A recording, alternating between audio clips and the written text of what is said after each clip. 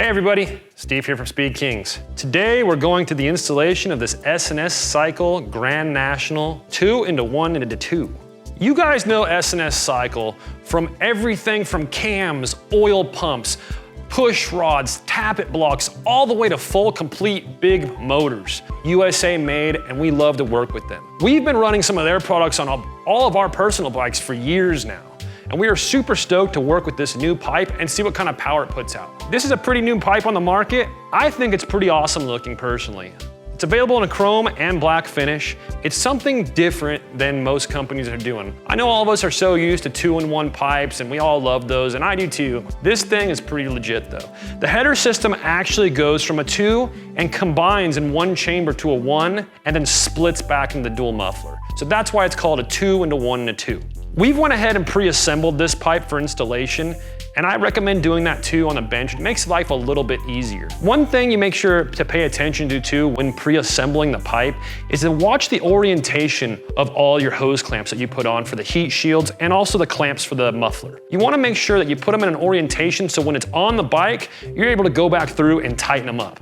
It's very easy to put them in the wrong orientation and then you can't get your tool in there. You got to remove it again. So first things first is we're gonna go ahead and install our O2 sensors on the bench. The biggest thing people like to forget is putting anti-seize on O2 sensors. It does exactly what it's called. It's gonna help the threads from seizing up under the extreme heat that the exhaust puts out. This bike that we're putting on right now is a 07, so it's got the larger style O2 sensors.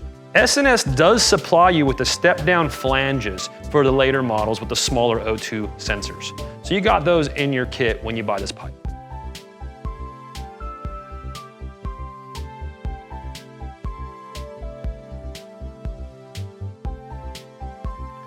Now that we got those in place, go ahead and tighten them up. And the last thing we're gonna do on the bench is put our exhaust flanges on with our retaining clip. You're gonna have to pull this off your stock pipe, and if you don't have one, you're gonna have to go buy some. So we'll do that to both sides and get our exhaust flanges already on the pipe. Last but not least, we're gonna go ahead and put our anti-seize on our exhaust studs prior to installation. And a little bit here on the back side. All right, so we're gonna go ahead and pull our old exhaust gaskets and pop in new ones with this pipe. Got our new exhaust gasket right here, and this is supplied in the kit from S&S. Be very gentle when pushing these in. You don't want to collapse them. So just kind of work your finger around it. We'll do the same to this side, is pull this one out. Get one in. Again, just work your way around and evenly push. They are pretty tight fitting for a reason. But you just be gentle, take your time. You get it in there nice and flush and it'll suck in the rest of the way. You're gonna get a couple of these nice little wishbone plate nuts right here. They're gonna slide in right in there. From there, you have your top bracket, and that's gonna go to the top muffler. Now the orientation of these makes a big difference. So we got a little Loctite on this, and we're gonna go ahead and assemble our brackets. If you find that the little wishbone nut is not in place, just kind of snug that one a little bit, and you can kind of grab it here and locate it to center and get the second one in. Now we're not gonna tighten these down all the way, we're just gonna kind of snug them because we want some adjustment in this here in case we need to move it around. Now go ahead and do the same thing for the other side. Now we're gonna go ahead and place our rear bracket.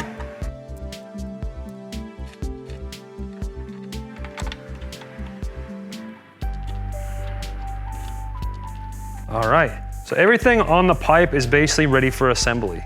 Now we'll go ahead and do our trans mount bracket on the bike. So depending on what exhaust you were running prior to this exhaust, you're gonna have to go ahead and maybe remove some screws here where the transmission bracket mounts. So depending on which year bike you have, this hole right here could be either recessed or not. If it's recessed, you're going to use this spacer setup with the longer bolt, and it'll go something like that. Being that this is a 07, it's not recessed, so we're not gonna use this assembly, and we're gonna use the 3 same length screws that were provided. We've already added a little Loctite, and we're gonna go ahead and just kind of mock everything up right now and start threading them in.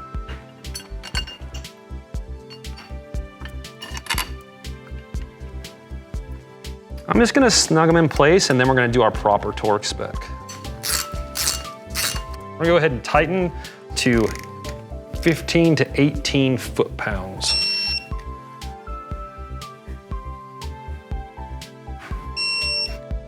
So now we're gonna go ahead and fit up our exhaust pipe. I like to get it in place and just kind of loosely put on one of the exhaust nuts just to kind of hold the pipe where it needs to be. That way we still have plenty of room to move everything around and fit up both cylinders.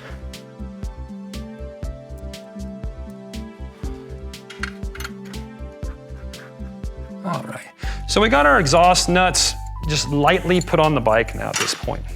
We're gonna go ahead and line everything up like our bracket back here, make sure it's in place properly, and mount everything how it needs to be mounted. You're gonna use this last little bow tie nut piece right here on the bottom of the exhaust bracket back here. So what you're gonna do is you're gonna come up from underneath and put it into place and line it up with your holes. Once you get those dialed in, go ahead and tighten everything down right there. Now that we have our exhaust bracket tightened down, we're gonna go ahead and tighten down the screws on our mufflers back here. We're gonna start going through and tightening everything down, starting from the back, moving to the front. Now just remember, this bike rattles a lot, all Harleys do, so it doesn't hurt you from time to time to check and make sure all your nuts and bolts are tightened. Now that we have the muffler bracket tightened down, we're gonna go ahead and tighten our header, and then we're gonna come back down here and tighten our muffler joint. When tightening down your exhaust flange, I always like to tighten each side down evenly. So I do a little on one side and I go back and forth until it seats all the way. As always, when using new exhaust gaskets, after a few hundred miles, go in there and check your exhaust flange and make sure they're tightened up.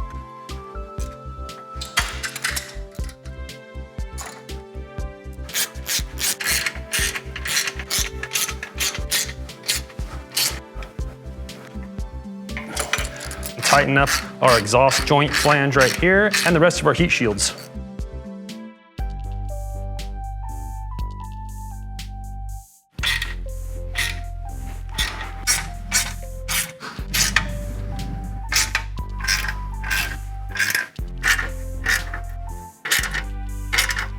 From this point, we're gonna go ahead and connect our O2 sensors, pull it off the lift, and fire this bad boy up.